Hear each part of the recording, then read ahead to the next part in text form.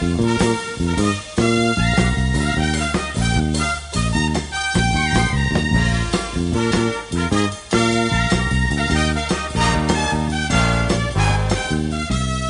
morning, Bucknutters. It is Tuesday, March 31st, 2020. I am Dan Rubin. This is the Bucknuts Morning 5 and Change. Hope everybody is socially distanced and healthy. Want to let you know that today at 24/7 Sports and at Bucknuts, we have a special free VIP day. What does that mean? It means if you are not a premium subscriber, you get access to all the stuff behind the paywall today. The only thing you can't do is comment on the message boards, but you can read everything. So that's a free VIP day, the front row, the Bill Kurlicks, the Bill Greens, the Duane Longs, all the inside info. You have access to it. We also have a great deal going on. If you find you want to join in for long-term purposes, you can get the first year for 75% off and pay only $1 for the first month. So today is the day. If you're stuck at home and you've been considering, should I get Bucknuts or not? Give us a test run today. If it's Tuesday, however, that can mean only one thing. Duane Long has graced us here. Duane, how are you handling 2020? Right now, I'm more worried about COVID-19.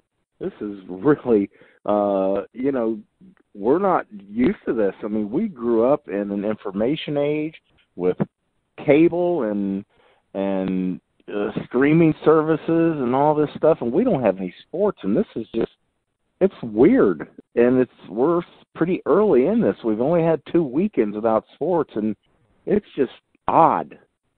So,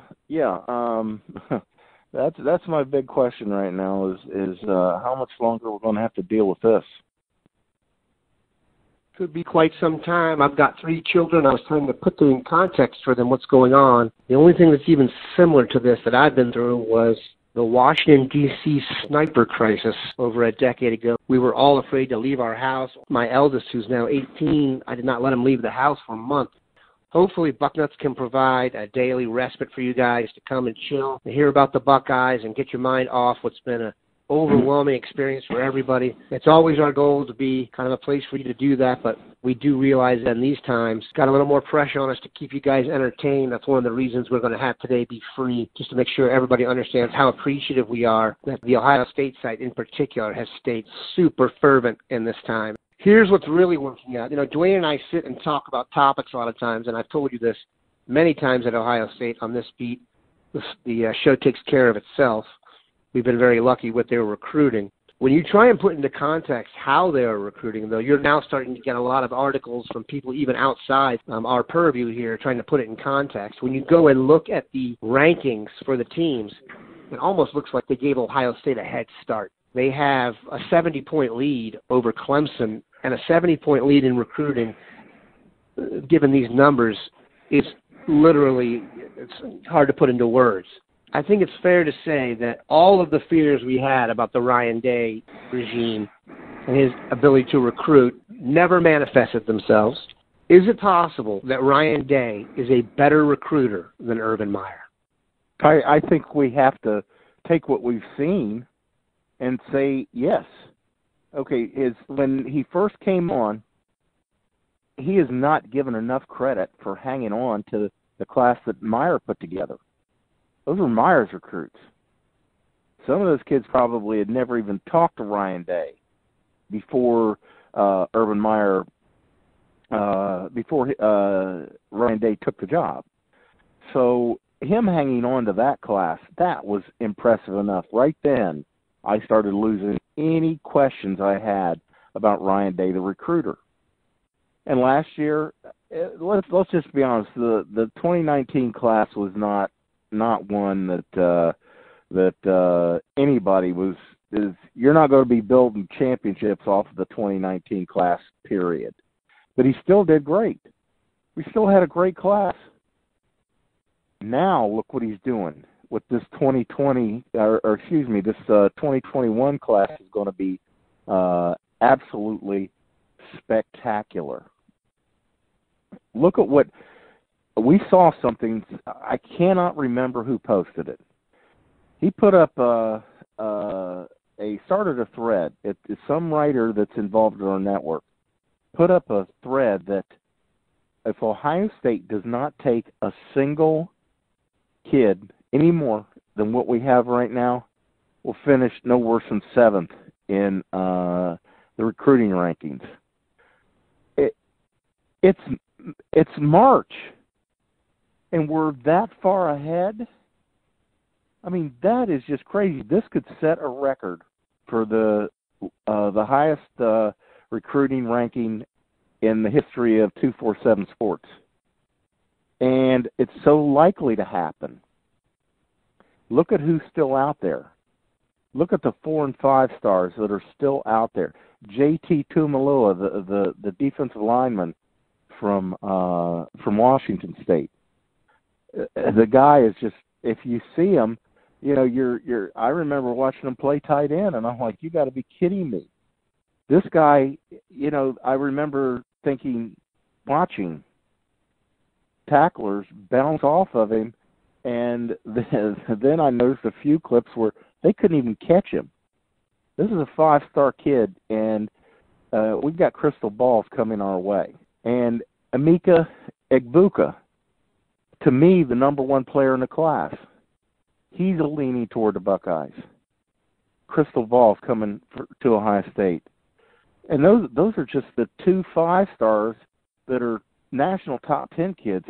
And Ryan Day is leading going into the clubhouse for those guys. What this class is going to look like. Last week when Dan and I were talking, we were saying this class looks like it could be better than anything Urban Meyer brought in. And how many great classes did he have? We look at that, and then no sooner than Dan and I talked about it, that post came up that added up the numbers, and no more players, not a single other player will finish no more worse than 7th. That is just amazing at what Ryan Day is doing right now. So you have to say, at this early point, he is showing. Let's not, Urban Meyer's here 11 years. Let's not say that Ryan Day's better than Urban Meyer at this point, but right now he's showing that he can be. To be clear for everybody, this is a fun discussion about being great. This is not saying that either one of them has any flaws. This is an all-time race between Carl Lewis and Usain Bolt or something. This is us enjoying it. So please don't take this conversation to mean one of us is implying any negativity towards either Meyer or Day. This is what it's like to be on top. We've got to come up with arguments about how great we are. Now, I think it's very fair to say that Day has benefited from the track that Meyer has laid.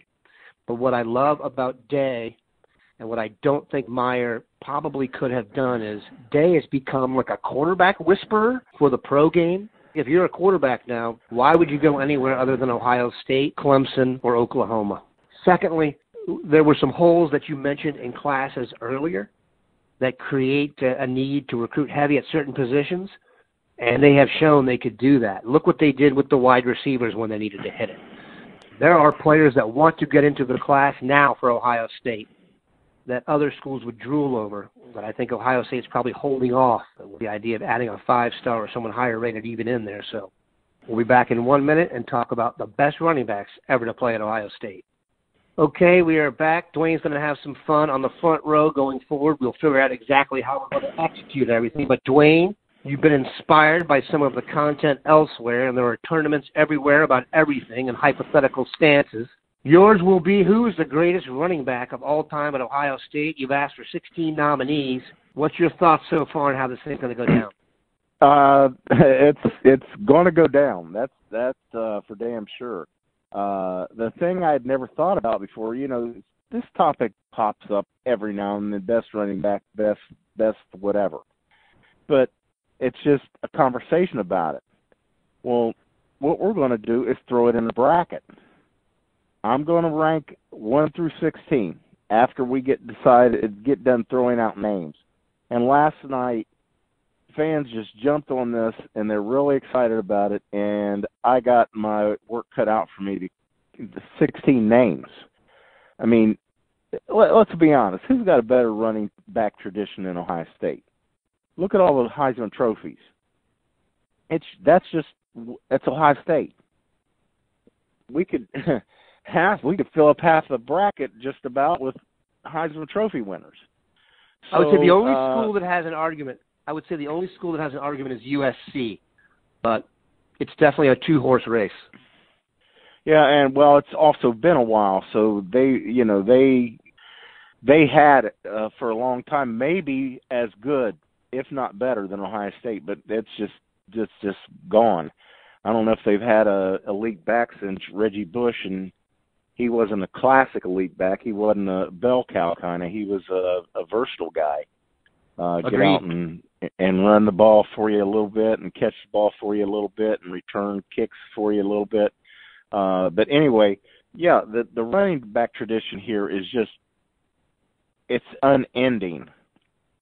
So that was the first thing that hit my mind is throw a bracket together, see what happens. So now I'm at the point where I got to sit down with paper and pencil and decide who are the 16, and then what we're going to do is throw matchups out. And what the fans say is going to have a great deal to do with, well, actually, it's going to have everything to do with who advances.